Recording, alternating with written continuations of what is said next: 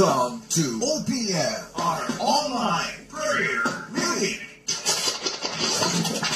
Right here at Jesus Coffee Cavite page. God is good all the time.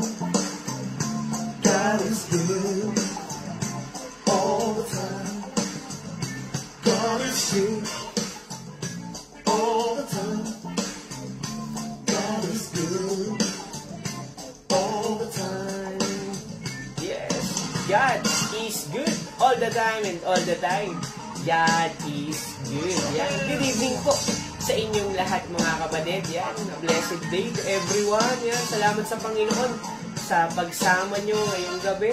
At salamat dahil muli makakarinig na naman tayo ng salita ng ating Panginoon. Kaya yan, patuloy lang tayong makinig. Yan. Patuloy nating alisin ang lahat ng mga distractions. Yan, wini-welcome ko po kayo lahat sa ating OPM online prayer meeting here at Jesus Coffee Church. Ako nga pala ulit si Brother JB. Mondays to Fridays po, 7 hanggang 8 p.m. ang gawain ng ating Panginoon. At yan, salamat po sa ating mga early viewers na nandyan na sa Montoya family. Salamat sa Panginoon sa inyong mga buhay. Kay Brother Ken, yan, kay Ken Barrientos, Sister Novi, yan, Brother Dan, Brother Christopher from Batangas, yan, Brother Dingdong, salamat sa Panginoon, and kay Daddy Steve Reynolds, kay Mami Beng, good evening, Sister Michelle, sa inyong mga kids, yan, kay Kuya RJ, Sister Macy, good evening, yan, kay Tita Minda, kay Mami A, and Daddy Long, good evening po, kay Mac and Sister Ish, good evening, at sa inyong mga anak dyan, salamat sa Panginoon. At yan, nandyan din ang ating kapatid, si Sister Rita Kalahat from Paco, Manila, kay Brother Kore ng Nasugbo, Batangas, yan, thank you Lord, kay Brother Pau, yan, sa Raro family sa Canada, good evening po sa inyong lahat. At nandyan din ang ating mga kapatid, kay Sister Mira, si Brother Yuri, yan, thank you Lord, Sister Engracia and Brother Henry, Sister Girly, good evening po, Brother Yuj, and Sister Maricel at Brother Yuma, yan, salamat sa Panginoon din, kay Brother John Hill Reloba, thank you Lord, kay Sister Reg, kay Eli at sa inyong baby na malapit na lumabas sa kanyang sa sinapupunan ng kanyang ina. Ayan, thank you Lord po. Ayan, safe delivery kay Sister Reg, good evening po. Thank you Lord din sa ating mga kapatid na nandyan na, kay Mama Ningning, Papa John, at Tita Gina, Tito Willie, good evening, Papa Herman, ayan, Mama Mea, Hannah, Harold, good evening. From Taguig naman, kay Daddy Frank and Sister Dina, good evening po sa inyong lahat. At yan mga kapatid, bago po tayo mag-umpisa, bago tayo tumungo sa pagpupuri sa Diyos at sa ating mga coffee break, sa ating Word of God, yan, mag-pray muna po tayo ngayong gabi. Thank you Lord. Thank you Jesus. Hallelujah. Thank you Father. Thank you Jesus. Hallelujah. Thank you Lord. Hallelujah. Panginoon, naman naming Diyos, dakila, makapangyarihan, at patuloy na, Lord, niluluwalhati namin ang pangalan mo. Panginoon, salamat po sa malayang oras na kami po ay narito muli sa gawain mo. Salamat po sa pagbibigay ng puso na laging handang sumunod. Salamat sa puso na lagi mong binabago, nililinis sa lahat ng karumihan ng mundo na ito. Panginoon, ngayong gabi, hinihiling namin ang pagsama mo sa kapangyarihan ng banal na Espiritu Santo, Panginoon. Patuloy na ikaw ang magbigay sa amin ng mga revelations, karunungan sa mga salita mo, kaalaman at pangunawa, at dalangin namin lahat ng maririnig naming salita mo, O Diyos, lahat ito ay tumanim sa aming mga puso, tumugo, lumago, at makitang mga pagbabago sa aming buhay. Dalangin din namin, Panginoon, ngayong gabi, mararanasan namin ang presensya mo. Mararanasan namin, Panginoon, ang kagalingan na sa iyo lamang nagmumula. Sa kabila ng mga sakit, Panginoon, ikaw ang dakilang manggagamot, Panginoon. Ikaw ang magbibigay ng kapayapaan, Panginoon, sa mga isipan na naguguluhan, isipan na punong-puno ng pag-aalala, pagdududa, takot, Panginoon. Lord, ikaw ang Diyos na prinsipe ng kapayapaan. Dalangin namin, Panginoon, ang iyong kamay ngayong gabi ang kikilos sa aming mga buhay. Panginoon, ikaw din ang magbigay ng mga pagsagot sa aming panalangin. Dalangin namin, O Diyos, ngayong gabi, alisin mo ang mga bigat, Panginoon, sa aming mga balikat, sa aming mga isipan. Lord, buhatin mo po ito, Panginoon. Hindi namin kaya sa sarili namin, Panginoon, na magtagumpay sa mga problema sa mundo na ito. Pero, Lord, dahil sa iyo, Panginoon, na pagtagumpayan mo na ang lahat, kaya matagumpay na din kami dahil kay Kristo. Kaya, Panginoon, ngayong gabi, dalangin namin, Lord, na mabless kami sa mga salita mo. Dalangin namin, Panginoon, maraming buhay na naman ang mabago dahil sa iyo. Kaya, Lord, in the name of Jesus, tinataas namin ang lahat ng papuri sa iyo, Ama, pasasalamat at pagsamba. Sa pangalan ni Jesus, Amen and Amen. Hallelujah. Thank you, Jesus. Hallelujah. Yan, salamat sa Panginoon.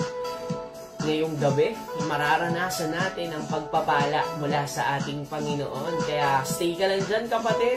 At huwag nating kalimutan, syempre, unang-una, ang pananalangin na ginawa natin ngayon. At ganito din po, maging part din po tayo ng digital evangelism. Yan. Thank you, Lord. Ano ba to, Brother JV? Ano to, mga kapatid? I-share po natin itong live video. Yan, pindutin mo yung share button dyan. Sa bandang baba, sa left side ng yung screen, may naka-arrow dyan, may nakaturo sa bandang right side. Pindutin mo yan, right post and post. At kapag i-share mo na, i-comment mo dyan, share done. Yan, thank you, Lord. Salamat sa Panginoon. At wag din po natin kalimutan na mag-follow sa ating Facebook page, Jesus Comfy Church, para lagi po tayong updated sa mga nangyayari, sa ating mga pinopost, sa gawain ng Diyos. Nandyan, may mga bagong awitin po na ibinigay ang ating Panginoon. Kaya lagi tayong mag-follow, yan, notification bell. Salamat sa Panginoon. At dyan din po malalaman natin yung mga schedules, mga updates sa ating simbahan. At syempre, kung bago ka pa lamang dito, kapatid, sa ating Jesus Comfy Church, na-invite ka, natag ka ng kaibigan mo, katrabaho mo, wag mong kakalimutan na i-comment dyan ng new blessing. Yan. Thank you, Lord. Salamat po sa Panginoon sa pagtugon mo, sa pagtawag ng Panginoon sa buhay mo. Thank you, Lord. Stay ka lang dyan, kapatid. Sobrang nabibless kami sa iyo. Kaya, yan. Salamat sa Panginoon. At ihanda po natin ang ating puso ngayong gabi sapagkat marami tayong matututunang aral. Yan. Maisasabuhay natin lahat ng ating maririnig mamaya-maya at alisin po muna natin ang lahat ng mga distraction na maaaring magbigay ng makaalis ng attention natin dito sa ating OPM. Mag-focus lang tayo sa isang oras lang to, kapatid, mabilis lang to, at patuloy tayo na magtiwala na sasagot ang Diyos sa lahat ng ating mga hinihiling. Thank you, Lord. At ang kakantahin po natin ngayong gabi ay pinamagatang Apoy. Yan, thank you, Lord. Yung iba sa atin dyan, alam na yung kanta na ito. At salamat po sa ating media team na laging nakaabang sa likod ng camera. Yan, laging nakasupport para maglagay ng ating mga lyrics dyan. Yan, kung may nakikita kayo sa comment section na binabati kayo, kinakamusta kayo, wini-welcome kayo, kapatid. Mga media team po natin yan. Nandyan sila lagi para maglagay ng mga verses, mga lyrics. Yan, thank you, Lord, para makasunod po tayo. At ang karatay natin ay Apoy. Thank you, Jesus.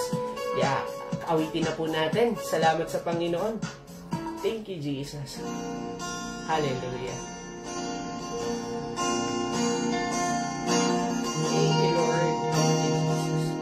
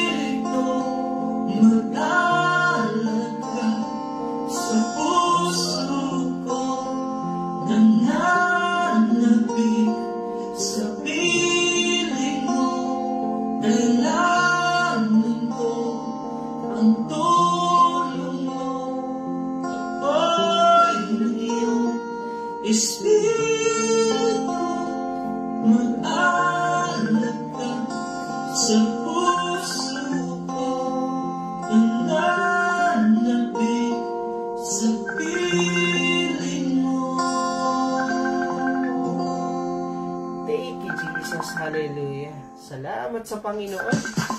Hallelujah. Thank you, Jesus. Hallelujah. Hallelujah. Napakagandang awitin, no? Na kahit na tayo ay may mga pagsubok sa buhay, hindi dapat tayo mawalan ng pag-asa. Kasi alam natin na ang mga pagsubok sa ating buhay, ito ay nagpapalakas ng ating pananampalataya at pananalig sa Diyos. Kaya yung mga pagsubok na yan, patuloy lang nating lakaran, daanan. Yan, thank you Lord. Patuloy tayo na magpuri sa Kanya kasi alam natin, darating yung tamang oras at panahon na malalampasan natin ang mga pinagdadaanan nating pagsubok sa ating buhay.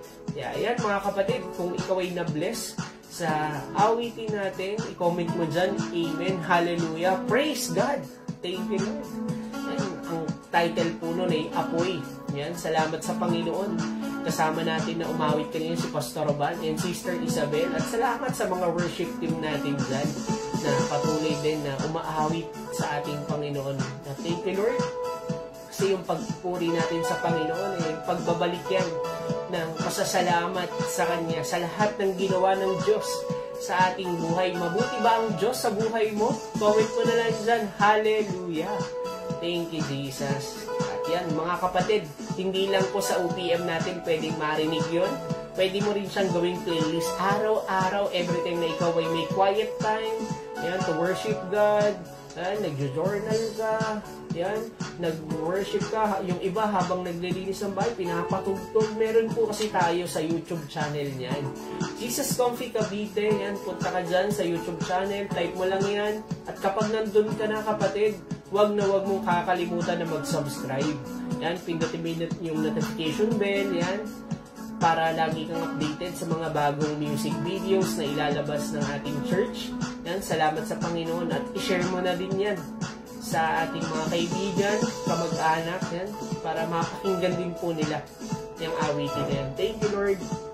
Yan mga kapatid, kanina umawit tayo. Ngayon naman po ay magko-comfy break muna tayo. Thank you, Jesus. Hallelujah. Thank you, Lord. Dagdag kaalaman, matutuklasan dito sa Coffee Break.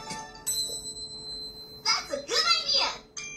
Presented by OOPM Online Prayer Meeting.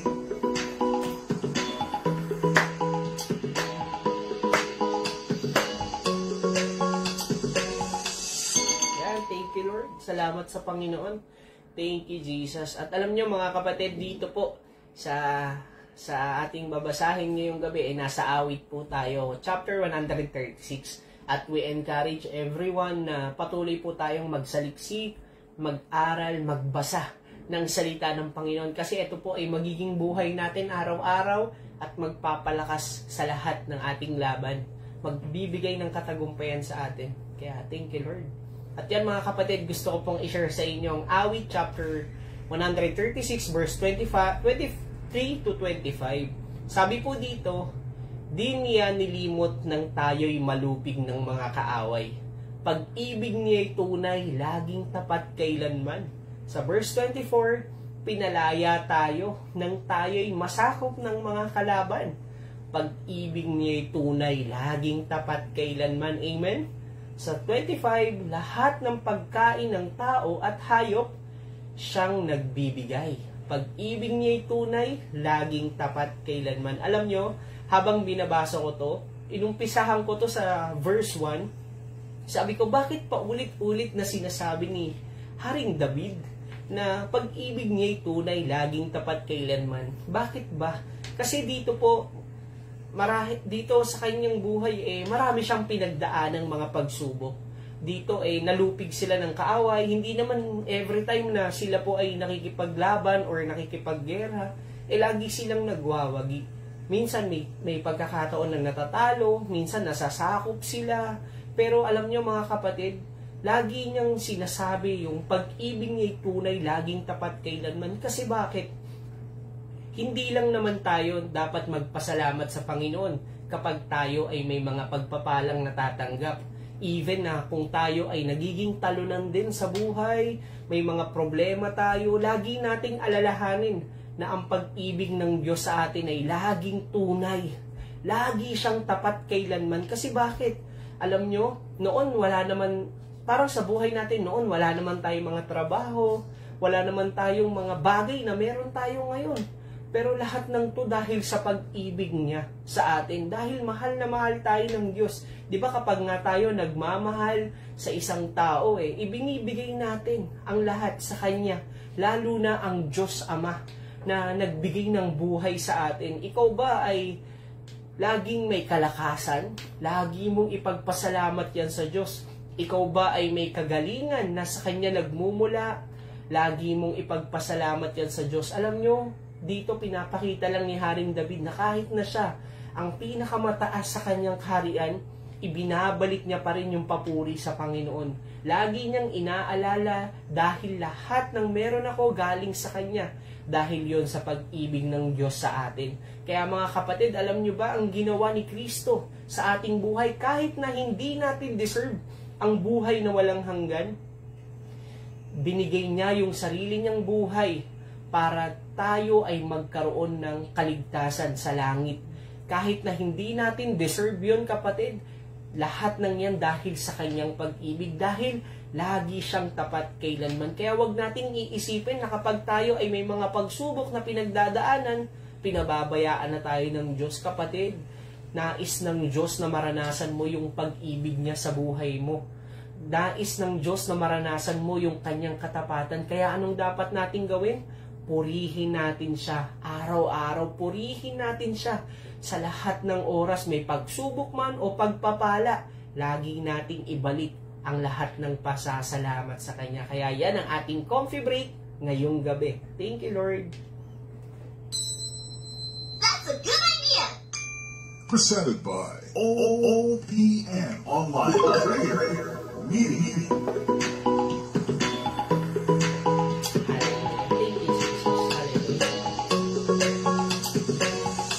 Thank you, Lord. Thank you, Jesus. Napakabuti ng ating Panginoon, no? Napakaganda ng mga salita na Kanya talagang ibinibigay sa atin. Talagang totoo to eh. Diba?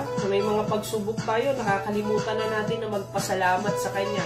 Nakakalimutan na natin yung mga ginagawa ng Diyos sa ating buhay, diba? Kaya lagi tayong magpasalamat sa Kanya dahil yung pag-ibig niya ay tunay. Kaya lagi siyang tapat kailanman. Kaya glory to God sa atin dyan. Kaya salamat po sa inyong mga buhay, mga kapatid, sa mga kapatid natin na patuloy po na nag-share, nagpo-post sa kanila mga wall ng verse. Salamat po dahil sobrang nabibless ako doon.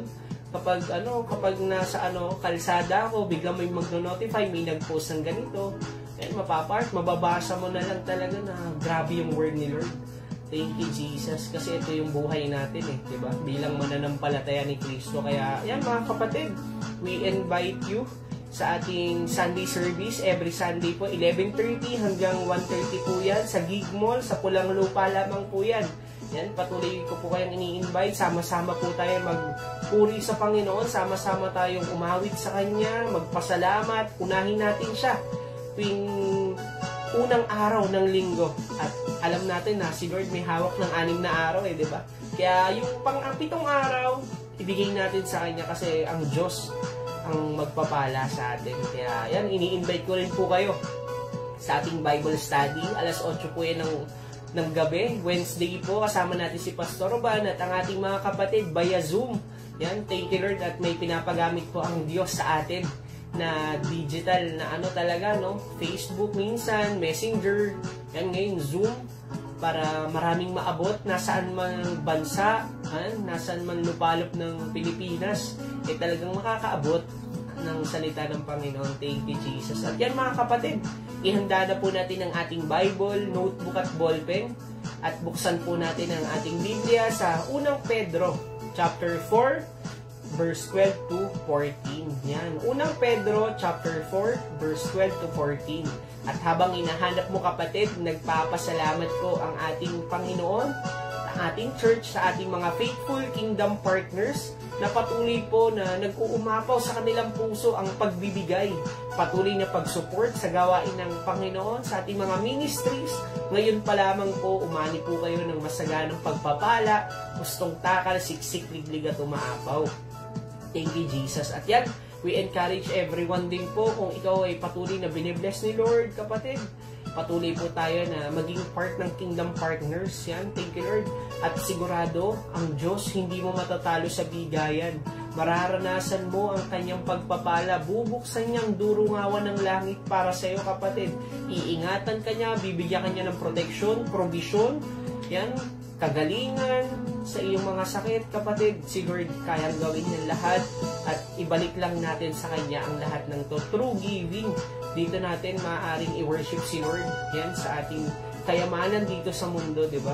Kaya thank you Lord, marami na pong paraan para po tayo ay makapagbigay.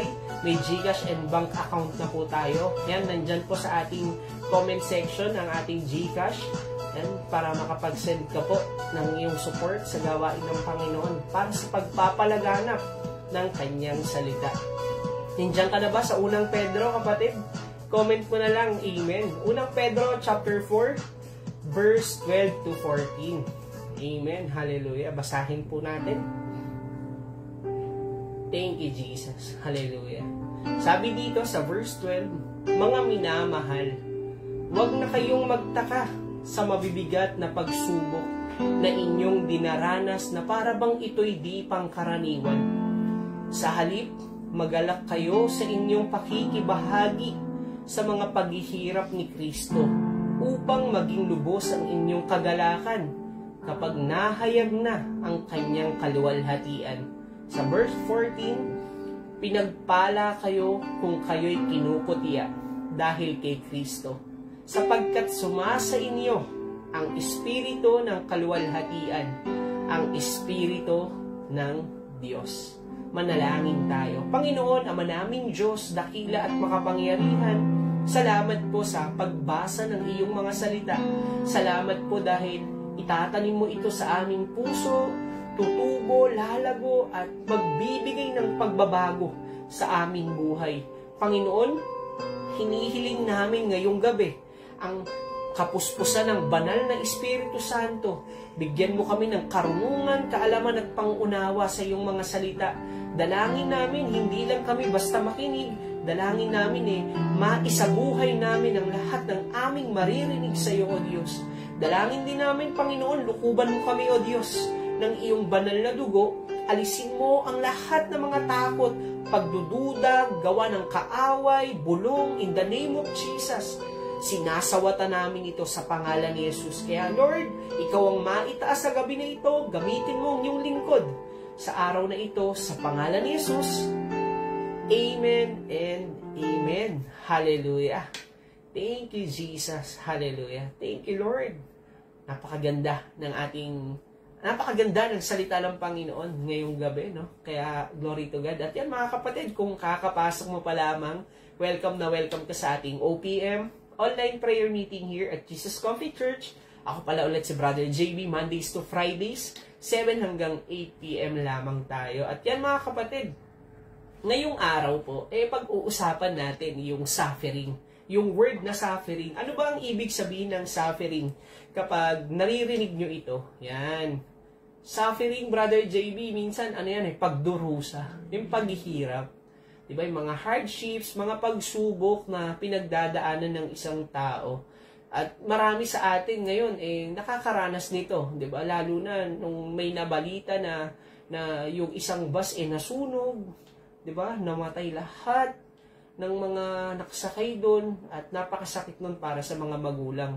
Inyong suffering, pagdurusa, pagtitiis, yung mga pagsubok na ayaw natin na mangyari. Diba? Na maranasan sa ating buhay. O yung iba naman, yung suffering, ang pagkakaintindi, Brother JB, yung pagtitiis. Diba? Napakahirap na magtiis, yung may matindi kang mga pagsubok na pinagdadaanan. Yung gusto natin kasi mga tao, yung gusto natin, blessings, ayaw natin ng suffering. Kaya po ang pag-uusapan natin ngayon, dyan sa suffering, mga kapatid, may pagpapala po. The blessing of suffering. May pagpapala sa blessings na, may pagpapala sa mga sufferings na ating nararanasan ngayon. At ikaw, bilang isang tao, bilang naging estudyante ka, may mga bagay din bang nagpahirap sa'yo nung nag-aaral ka? Comment mo dyan kung saan ka nahihirapan nung nag-aaral ka. O yung iba, in general, hindi lang sa mga subjects. Alam ko naman kung saan kayo nahihirapan ng subject. Yung iba dyan, math, science, diba? O yung iba, Brother JB, ako, nahihirapan naman ako. Hindi lang sa mga subjects na yan, kundi doon sa sa pagko-commute. Kasi di ba medyo malayo, nagtitiis ako sa init ng araw, naglalakad ako, ang mahal kasi ng pamasahe, di ba? Talagang nakakaranas ako niyan lahat. At alam niyo, ako din naman naranasan ko yung pagtitiis, yung suffering na yan. Nung ako po ay nagkaroon ng dengue na sakit. Sobrang hirap po kung ano yung gamot na pwede kong inumin, anong pwede kong gawin para makalaya ako doon. Kasi nung mga time na yun, wala talagang gamot ang dengue. May sinasabi sila dyan na gamot na tawa-tawa na makikita mo lang daw sa kalsada. Nung sinabi nila yun sa akin, sabi ko, ano yung tatawa lang ako ng tatawa? Ganon. Kumbaga gagawin kong maging masaya yung buhay ko. Sa kabila ng paghihirap ko, everyday po kasi, every night, talagang nilalagnat po ko. Kung hindi ako nagkakamali, January to nangyari. Saan? January 2 hanggang January 9. 2020, para mga ganun, 2021, bago mag-pandemic. 2019, ganyan. Sabi ko, ang hirap ng pinagdadaanan ko. Kasi, sa umaga hanggang hapon, okay naman ako. Pero pagdating ng gabi, parang ang hirap na nilalagnat ka, nawawalan ka ng ganang kumain, ayaw mo makipag-usap. Talagang sabi ko, ang hirap nito. Tapos yung tawa-tawa na dahon, pinapakulo yun, sobrang pait naman. Sobrang anggara ng lasa. Pero sabi nila, ayun yung makakapagpagaling. Pero salamat sa Panginoon dahil hindi ako doon umasa. Nung time na yun, prayer and fasting po ng ating church. Nung gabi na yun, uma-attend pa tayo lagi physical nun, na day 1 hanggang day 5. Tapos nagpe-pray. Thank you Lord sa mga kapatid natin na nagpe-pray nun.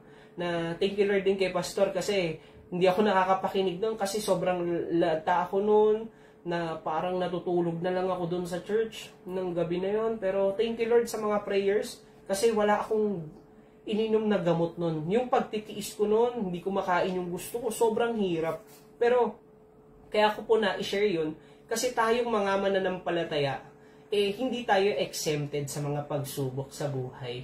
'Di ba? Minsan kasi kala natin or nagiging thinking ng iba ng mga tao na kapag naging Kristiyano ka na, maayos na ang buhay mo. Hindi ka dadanas ng mga pagsubok sa buhay kasi ang alam nila kapag na kay Kristo ka na, smooth na ang buhay, puro blessings na lang. 'Di ba? Pero mali may blessings doon sa suffering pero hindi kagad blessings. May tinuturo ang Panginoon. 'Di ba sabi nga dito, kapag tayo daw po ay nakipag-isa kay Kristo, wag na tayong magtaka sa mga mabibigat na pagsubok. Sabi doon sa unang Pedro chapter 4 verse 12, sa binasa natin kanina, mga minamahal, wag na kayong magtaka sa mabibigat na pagsubok, kapatid. Minsan ba nagtataka ka pa din na, Lord, bakit simula nung lumapit ako sa iyo, sumunod ako, nag-church ako, tsaka naman nagkakaroon ng mga matitinding pagsubok. Kung kailan available ako ng Sunday, nung binigay ko na yung araw ko sa'yo, bigla naman inilipat yung day off ko. Bigla na lang nawala yung service namin, nasira. Bakit nangyayari? Kapatid, wag na tayong magtaka. Kasi sino ba ang may-ari ng mundo na to? Si Satanas. Ayaw ni Satan na lumalapit ka sa Diyos. Ayaw ni Satanas na isinusuko mo yung buhay mo. Kaya sabi doon, pinapaalala sa atin ni Pedro, wag na kayong magtaka. Di ba? Minsan ba kapag nakakaranas tayo ng blessings, minsan nga hindi na tayo nagtataka. Wow, grabe, napapa-thank you Lord na lang tayo. Pero kapag suffering, nagtataka tayo minsan, napapatanong tayo sa Diyos. Pero sabi dito, na inyong dinaranas na para bang ito'y di pangkaraniwan. Iba-iba ang mga pagsubok ng ating buhay, di ba? At marami sa atin noon na may mga testimony na talagang hindi natin makakalimutan. Na makapag-church lang kahit 4 sa motor, yung iba kahit basa, pag umuulan, nagko-commute, talagang yung suffering nandoon Pero glory to God, kasi lahat ng suffering na yun ay ibibigay ng Diyos para, iaalaw ng Diyos sa buhay natin para maranasan natin yung blessings at hindi para mapalayo tayo sa Diyos. Ganito po kasi ang nangyayari kapag may mga suffering po tayong dinaranas, pagtitiis, paghihirap sa buhay natin, lumalayo po tayo sa Diyos. Mali yun, maling kaisipan yun. Imbis na lumayo ka sa Diyos, mas lalo kang lumapit. Naalala niyo ba ang buhay ni Job? Yan, si Job, di ba? Na matuwid na tao, naglilingkod sa Panginoon, nag-worship sa Diyos, lumalapit siya araw at gabi. Talagang kahit na meron siyang lahat, maganda mabasa niyo po ang buhay ni Job. Tungkol lamang to sa suffering, blessings, suffering, nandyan lahat. Kasi binless siya ni Lord Dahil sa pagsunod niya yun sa Panginoon, pagbibigay niya ng buhay, lahat ng bagay. Sabi nga nun, siya yung pinakamayaman sa lugar nila. Lahat ng ari-arian, hayop, yan, lahat ng lupain, malawak, bukirin, bahay, pamilya, sobrang yaman niya, kapatid. Pero alam nyo, si Satanas hindi tumitigil Alam nyo, tinanong ng Lord si Satanas, anong ginagawa mo, Satan? Kasi si Satan po, akyat panaog sa langit, sa impyerno, sa lupa. Akyat panaog siya. At tinanong siya ni Lord, anong ginagawa mo? Busy ka ba? Yan, hindi. Sabi, eto, akyat panaog, tinitingnan. Tapos sinabi ni Yahweh, nakikita mo ba yung lingkod kong si Job? Yan, ipinagmalaki. Lahat ng matuwid tong tao na to, sinusunod lahat. Pero sabi ni Satan, kaya lang naman yan sumusunod dahil binibless mo eh. 'Di ba? Kumbaga kung tayo makakarinig ng ganun, kaya tayo sumusunod dahil ba may blessings lang? Hindi, ayaw natin ng ganun. Kahit may pagsubok, kailangan sumusunod tayo. Even ikaw nanonood ka ngayon, hindi ko alam yung pagsubok na pinagdadaanan mo ngayon. Salamat sa Diyos dahil nandyan ka. Dahil hindi ka na-distract ni Satan, kumbaga hindi ka niya nadala na magmukmuk na lang, i-off mo na lang yung Facebook mo. Salamat sa Diyos dahil doon pa lang bless ka na. Yung buhay mo na kay Kristo na eh. At ano ba yung mga dapat nating gawin para maranasan natin yung blessings? 'Di ba si Job? Si Job siya eh, nung naranasan niya yung mga suffering, nawalan siya ng anak, lahat ng meron siya nawala, at hindi lang yun kapatid, nagkaroon pa siya ng maraming pigsa sa katawan. Kinalbo niya yung ulo niya, nag-prayer and fasting siya sa Panginoon, nag-ayuno siya ng matagal, at dumating yung point na gusto niya nang mamatay. Gusto niya nang wakasan dahil hindi niya na kaya. Naghihirap na siya, at salamat sa Panginoon kasi dumating yung point na pinuntahan siya ng kanyang mga kaibigan. Itong mga kaibigan niya hindi lang pumunta para kaawaan siya, kundi to encourage him. In-encourage siya, kapatid, ng mga kaibigan niya. Una, nagpunta doon yung mga kaibigan niya. Lahat ng sinabi ni Job, pinapakinggan nila, at dumating yung time na pinalakas yung loob ni Job. 'Di ba? Sabi, doon ka lang, tsaka ka lang ba maglilingkod sa Panginoon kapag may blessings ka? Marami siyang ginawa sa buhay mo eh. Alam nyo, anong dapat natin gawin bilang mananampalataya ni Kristo? Katulad ni Job, kailangan accept the trials in our life. Accept the trials in our life. Kailangan tanggapin natin eh, na yung mga pagsubok na dumarating sa ating buhay, wag nating baliwalain lang. Wag nating hayaan na malugmok tayo. Marami sa atin nakakalungkot sa ating mga kapatid na kapag dumating yung pagsubok, nawawala din sa Panginoon. Tumatalikod, sinisisi na ang Diyos sa lahat ng nangyayari sa kanyang buhay. Pero sabi dito sa unang Pedro chapter 4 verse 13, sa halip, maggalak kayo sa inyong pakikibahagi sa mga paghihirap ni Kristo. Kapatid, kahit si Kristo po ay nakaranas ng mga pagsubok. Unang-una, tinanggi siya ni Pedro. Pangalawa, lahat ng mga pinagaling niya, ayun yung sumisigaw na ipako siya sa krus. Pero, hindi doon nakafocus ang Diyos eh. Dahil alam niya sa suffering na yun, sa mga trials na kinakaharap niya sa mundo na ito, kailangan siyang maging magalak. Bakit? Kasi after ng buhay niya dito, may naghihintay na buhay na walang hanggan. Sabi doon, upang maging lubos ang inyong kagalakan kapag nahayag na ang kanyang kaluwalhatian. Tanggapin natin yung mga pagsubok sa buhay natin. May isa nga akong negosyante na narinig na nag-motivate siya sa mga tao. Sabi niya doon, magpasalamat ka sa Diyos dahil dumaraan ka sa mga pagsubok. Dumadating yung pagsubok na yan hindi para pahirapan ka, kundi para palakasin ka sa mga darating na pagpapala. Sabi ko, grabe yung tao na yun. Kasi bakit? Naranasan niya ng ma-scam. Naranasan niya ng maloko ng kaibigan, ng tao. Naranasan niya ng malugi sa negosyo. Naranasan niya na maging down. Pero sabi niya doon, hindi natapos sa suffering yung buhay ko. Dahil dumating yung suffering na yun para maranasan ko yung malaking blessing sa Panginoon. Ano yung naging blessing? Na maging matatag siya sa buhay, na maranasan niya yung maraming kliyente, maraming mga makasalamuhan na maraming tao na totoo, mag-invest sa Kanya. Alam nyo mga kapatid, ganun din tayo bilang isang Kristiyano. Huwag nating tatakbuhan ng problema. Minsan, ang nagiging challenge kapag nasa pagsubok na tayo, kinikitil natin ang ating buhay. At huwag nating gagawin yun. Dahil doon, isang malaking kasalanan yun para sa Diyos. At alam nyo, dapat natin gawin, i-accept natin yung pagsubok na yun, tanggapin natin.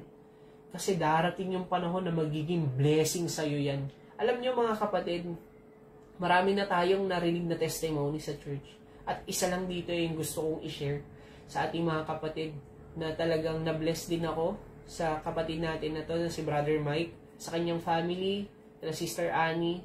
Kung noon, sabi niya, kung hindi ko naranasan tong magtiis sa motor, kung hindi ko naranasan na mawalan ng trabaho, kung hindi ko binitiwan lahat ng iyon, hindi ko mararanasan na magkaroon ng sariling sasakyan. Kasi bakit? Nasa comfort zone ako Hindi ko makita, kapag umaalis ka sa comfort zone mo, malaking pagsubok yun sa buhay mo. Kasi bakit? Wala ka ng 15-30 Pero sabi niya, alam ko ang Diyos ang kikilos. Darating yung panahon na hindi na kami magko-commute, hindi na kami mag-aalala sa mga ulan, sa init. Kasi 4 ang anak nila, 3, ganyan. Maliit pa yung isa. Pero salamat sa Diyos dahil ngayon, nakakotse na sila. Wala silang inilabas na pera. Nakakabiyahe pa siya. Hinigitan pa ni Lord yung sahod niya doon sa company niya noon. Anong susi? Kailangan accept lang natin yung mga pagsubok sa buhay natin. Kasi darating yung panahon na tayo din ang aani nito. 'Di ba? Kaya salamat sa Panginoon. At dito mga kapatid, mapapansin mo din, nung wala pa tayo kay Lord, yan, 'di ba? Nung wala ka pa kay Lord, may mga pagsubok ka din ba na kinakaharap? Yan, yung napakabigat, parang ayaw mo nang gumising, stress na stress ka, ayaw mo nang ituloy yung laban kasi nag-iisa ka lang, na parang ayoko na Brother JB, wala kang maiharap na mukha sa tao, yung tipong baong ka sa utang. Pero nung wala ka pa kay Lord, mag-isa ka lang nun Pero simula nung nakilala mo si Kristo, na tinanggap mo siya bilang Panginoon na tagapagligtas sa buhay mo, nararamdaman mo ba, even ako lang ba yung nakakaramdam, na kapag may mga pagsubok sa buhay mo na kinakaharap mo ngayon, parang may kagalakan ka pa rin sa puso mo. May kapayapaan ka pa rin, hindi ka nag-iisip. Oo, nandun yung pag-aalala, nandun yung takot, pero naranasan mo ba na, okay lang, makakatulog ako ng mahimbing kasi alam ko, ang Diyos ang kikilos para sa akin. Ang Diyos ang magbibigay ng sagot. Amen. Comment mo na lang dyan, amen kapatid, kung nararanasan mo sa buhay mo yon. Yung tipong nawalan ka ng trabaho, pero sabi mo sa sarili mo, okay lang, kasi may mas magandang plano ang Diyos. Yung tipong nawalan ka ng kliyente, nalugi yung negosyo mo, pero sinasabi mo na, Lord, alam ko may ibibigay ka na mas magandang opportunity sa akin. 'Di ba? Kasi alam mo, nakasama mo ang Diyos. Kaya alam nyo kapatid, sabi dito sa Deuteronomy chapter 20 verse 3 to 4, pakinggan mo Israel, sa araw na ito ay makikipagdigma ka. Kapatid, ngayong araw ba may pagsubok ang pinagdadaanan? Ito yung sabi ng Diyos, pakinggan mo maigi. Lakasan mo ang iyong loob. Kapatid, lakasan mo loob mo. Huwag kang bibitaw, kapit lang kay Lord, at huwag kang matatakot. Na, parang ang hirap ng Brother JB, lalakasan mo yung loob ko, tapos huwag ako matatakot. Oo, bakit? Kasi sabi doon sa verse 4, sapagkat kasama mo ako. Kasama mo ang Diyos mong si Yahweh. Kapatid, hindi ikaw ang magbibigay ng tagumpay sa lahat ng mga pagsubok mo. Kapag kasama mo ang Diyos, siya yung makikipaglaban para sa'yo. Sabi doon, siya ang makikipaglaban para sa'yo. Grabe, sino ba ang makakatalo sa Diyos? Si Satanas, talunan na yan Yung mga anghel niya, talunan na yan Siya yung makapangyarihang Diyos na kasama mo ngayon, kapatid. Sa araw na to, may laban ka, lakasan mo loob mo, kapatid. Keep your faith to Jesus. Huwag kang matakot. Kasama mo siya. Huwag kang mag-alala sa mga bayarin mo. Huwag kang mag-alala, kapatid. Sa mga pinagkakautangan mo, babayaran yan lahat. Yung 700,000 nga na utang ng ating kapatid, binayaran lang sa loob ng 1 taon ng Panginoon. At ngayon, talagang ibinibless sila. Nandun yung suffering, pero nandun yung blessings. Kasi bakit? Kasama mo si Lord At pagtatagumpayin ka niya sa lahat ng laban mo. Anong dapat mong gawin? Yung point number 2, believe in God's power. Yan. Maniwala ka sa kayang gawin ng Diyos sa buhay mo. Amen? Magtiwala ka sa mga kaya niyang gawin sa buhay mo. Yung mga imposible sa'yo, gagawin niyang posible. Kasi minsan, ang nangyayari, Brother JB, kaya nahihirapan akong makinig or nahihirapan akong maniwala sa kapangyarihan ng Diyos kasi nalilimitahan ko siya.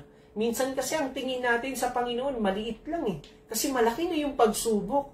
Pero lagi mong tatandaan, kapatid, na yung maliit na problema mo, may mas malaking Diyos na kayang i-handle yan. Huwag mong focusan yung problema. Kasi lalaki talaga yan sa mata mo. Hindi mo na makikita yung Diyos Pero kapag natandaan mo na may makapangyarihan pala akong Diyos, magtatagumpay ka dyan. Alam ng Diyos ang gagawin niya para sa ikabubuti mo, kapatid. Amen? Kahit nasa gitna ka pa ng pagsubok mo ngayon, hindi natin alam ang gagawin ng Diyos dyan. Kapatid, lahat ng mga pagsubok, lahat ng yan ipagpapasalamat mo sa Kanya. Dahil naniwala ka sa kapangyarihan niya, ang Diyos, mananatili siyang Diyos. Hindi Kanya hahayaan na mapahamak. Hindi Kanya iiwan kailanman. Matindi man niyang pagsubok mo ngayon, kapatid, hindi Kanya pababayaan. Alam niyo mga kapatid, gusto kong i-share sa inyo to, na talagang naranasan din namin yung kapangyarihan ng Diyos Nasa sitwasyon kami na suffering talaga. Yung suffering na kailangan mo nang umalis doon sa dati mong tinitirahan, kailangan mo nang lumipat ng mas malayo, kasi may mga pagsubok na hindi natin hawak Christian na po kami nito, taong 2021, yan. 2021, na talagang 2021 or 2018, 2019, ganyan. Nagkaroon ng isang malaking problema sa isang family sa family namin, at gusto na naming bumukod ng bahay para matuto na ang layo from Sapote to Taguig. Alam niyo mga kapatid, sabi namin ni Winnie, kailangan muna natin ng Word of God. Kailangan natin maniwala doon sa sasabihin ng Diyos sa atin. Unang ginawa namin nung umaga, nag-pray muna kami. After nun, nagbigay ng word si Lord. Kasi sabi niya, God will provide. Emmanuel, God is with us. Kailangan natin na manampalataya sa Panginoon, sa kaya niyang gawin. Alam niyo mga kapatid, sabi ko, Winnie, lipat tayo. Kung ibibigay ito ni Lord, itong pagsubok na to, hindi naman natin to para ikabagsak or para lumayo tayo sa Kanya, kundi para maniwala tayo sa kaya niyang gawin sa buhay natin. Kasi siya ay yung makapangyarihan na Diyos. Alam niyo mga kapatid, sabi ko kay Winnie, punta ka muna dun sa work mo, magpaalam ka na nalilipat na tayo, kailangan na nating maghakot, napakarami kasing gamit, medyo malayo din, kailangan mo munang umabsent. Nung pumunta siya doon, ganito yung sabi ng boss niya. Sabi niya, may gagamitin na ba kayo sa sasakyan? Sabi namin, wala pa. Kasi bakit? Sabi ni Winnie. Kasi mahal 4,000 to 5,000 ang rent ng van ngayon. At alam niya mga kapatid, si Lord yung kumilos. Naniwala kami na God will provide. God is with us. Hindi niya kami pababayaan. Kasi alam niyo yung ginawa ng Diyos nung araw na yun? Nagpahiram lang naman ng Diyos ng L300 na gagasolinahan lang namin from Taguig to Sapote to Taguig. Tapos, alam nyo, si Lord pa yung nagbigay ng driver para sa amin. Pinakuha namin kay Jason Texon. Shout out sa iyo, bro. Yan, salamat sa Panginoon. Siya yung ginamit ng Diyos para kunin yung L3 papuntang Sapote, at hindi pa doon natatapos, kapatid. Kasi bago umuwi si Winnie galing office, nagbigay ng maraming balikbayan box ang kanyang company noon.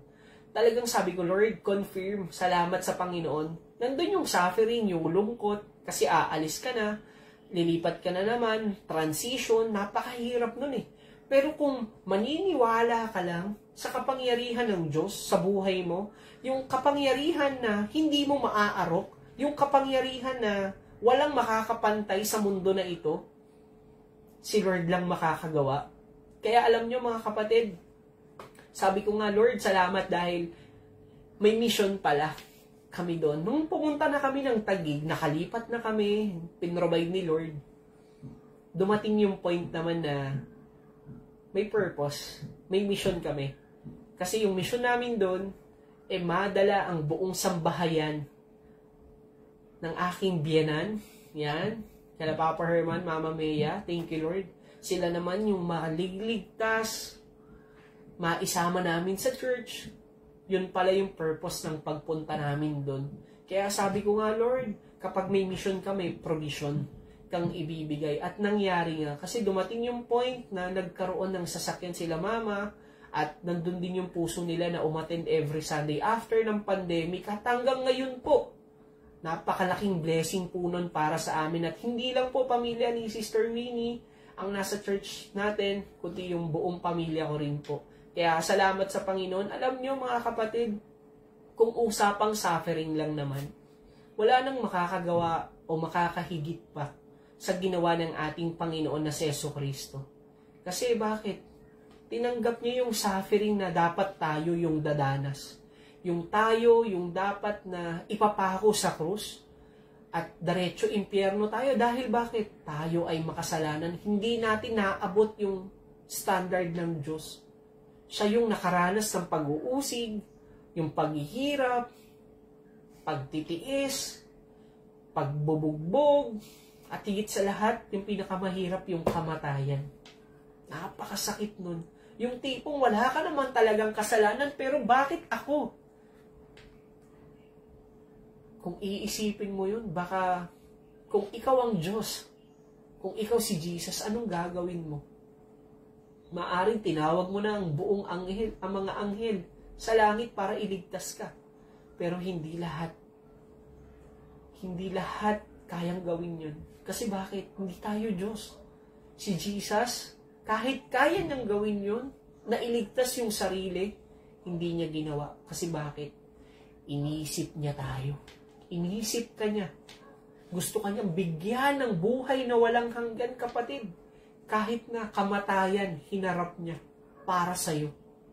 Kahit na mahirapan siya, ibinigay niya pa rin yung buhay niya sa'yo. Pinili niya na magkaroon tayo ng buhay na walang hanggan. Libreng kaloob yun ng Panginoon. Hindi natapos sa kamatayan ng buhay ni Kristo.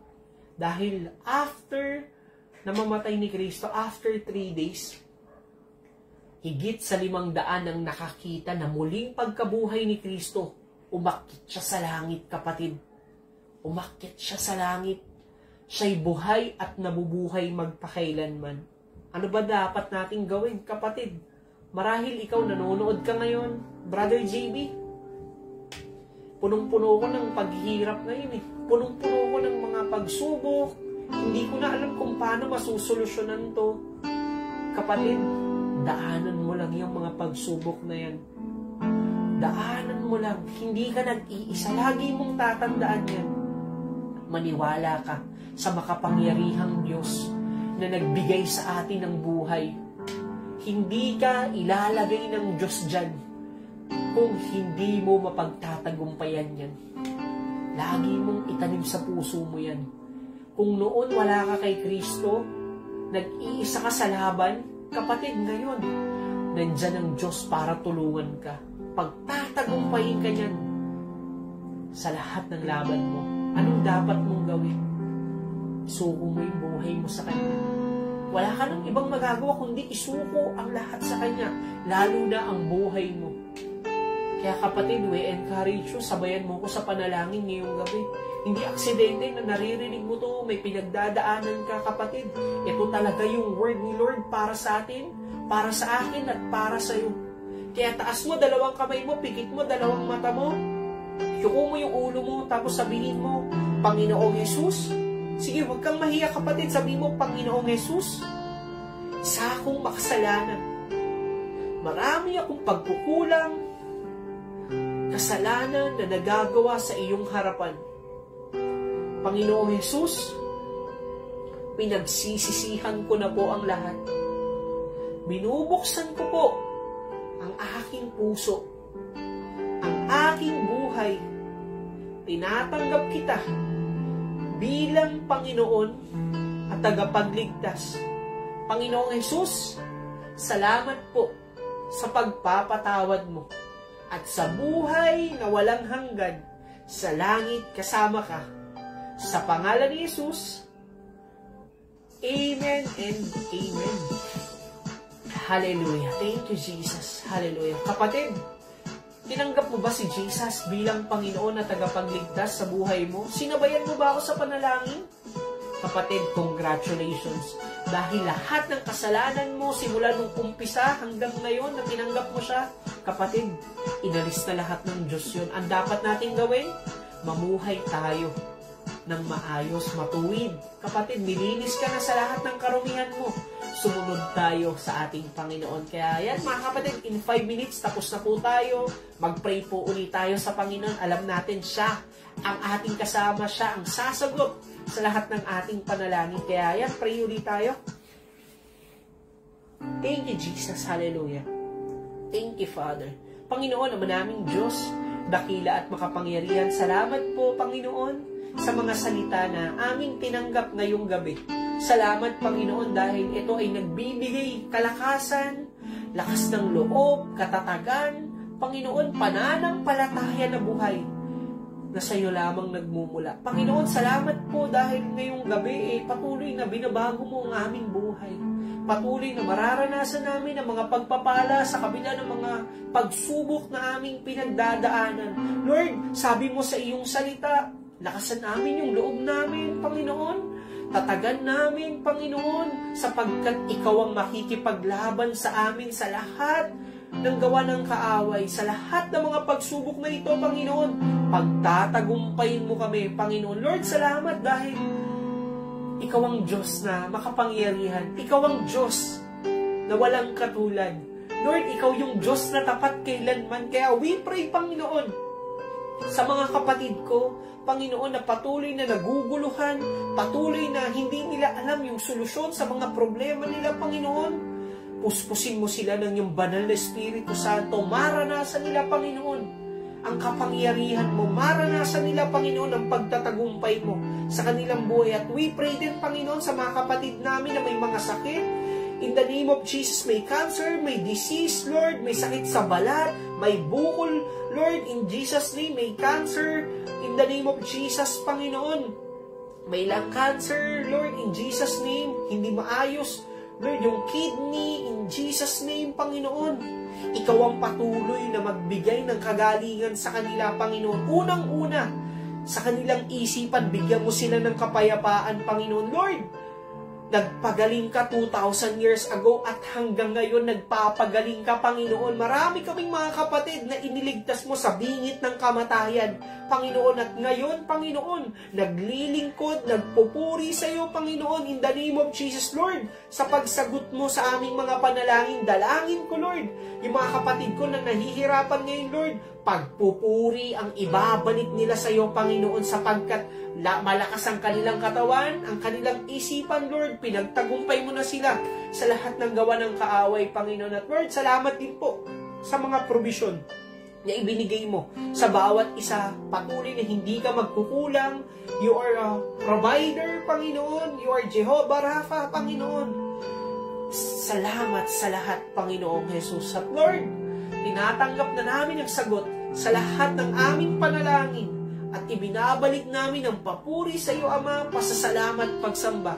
Sa pangalan ni Jesus, Amen and Amen. Hallelujah. Thank you, Jesus. Thank you, Father. Thank you, Lord. Panginoon, salamat po.